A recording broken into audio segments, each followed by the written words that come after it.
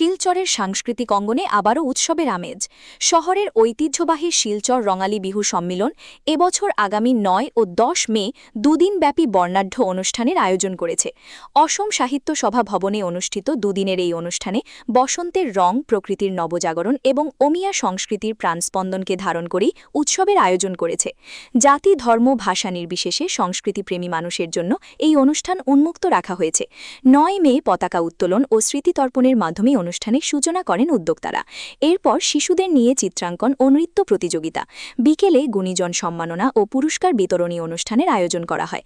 সন্ধ্যা ৭টায় মঞ্চ উদ্বোধন ও স্থানীয় শিল্পীদের পরিবেশনায় প্রয়াত কণ্ঠশিল্পী ভূপেন হাজারিকার শতবর্ষ স্মারক সঙ্গীতানুষ্ঠান। ১০ মে চিত্রাঙ্কন প্রতিযোগিতা, বিভিন্ন খেলাধুলা, লোকনৃত্য প্রতিযোগিতা ও সংবর্ধনা সহ বিভিন্ন অনুষ্ঠানের আয়োজন করা হয়েছে। দুদিনের এই উৎসব তথা মিলন মেলাকে সফল করতে সকলের সহযোগিতা কামনা করেছেন আয়োজকরা। অন্যবাৰৰ নিচিনাকৈ এইবাৰো অসম সাহিত্য সভা শিলচৰ শাখাৰ উদ্যোগত ৰঙালী বিহু উৎসৱ দুদিনীয়া কাৰ্যসূচীৰে পালন কৰা হৈছে।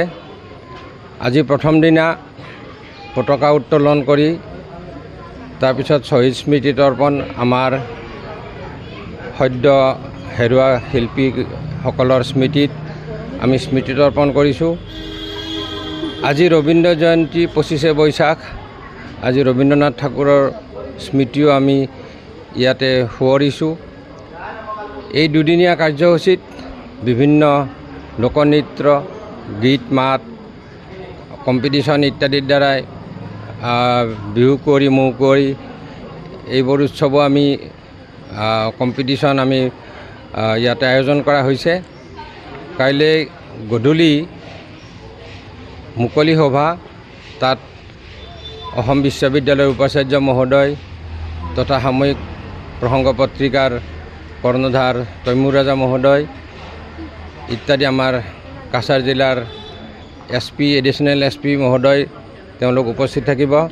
তাৰপিছতে আমাৰ আমন্ত্ৰিত অতিথি যোৰহাটৰ পৰা অহা শিল্পীবৃন্দৰ দ্বাৰাই আমাৰ অনুষ্ঠান প্ৰদৰ্শন হ'ব। আশা কৰিছোঁ এই সকলো অনুষ্ঠানতে সমগ্ৰ শিলচৰবাসী ৰাইজ উপস্থিত থাকি আমাৰ এই কাৰ্যসূচী সুকলমে পৰিচালনা কৰাত সহযোগিতা কৰিব। আৰু লগতে উদ্যোক্তাসকল আৰু এই বিহু উদযাপন কমিটিৰ লগত সম্পৰ্ক ৰখা যিসকলে আমাক সহায় সাহায্য আগবঢ়াইছে সকলোকে আমি এইখিনিতে আমাৰ কৃতজ্ঞতা জ্ঞাপন কৰিছোঁ।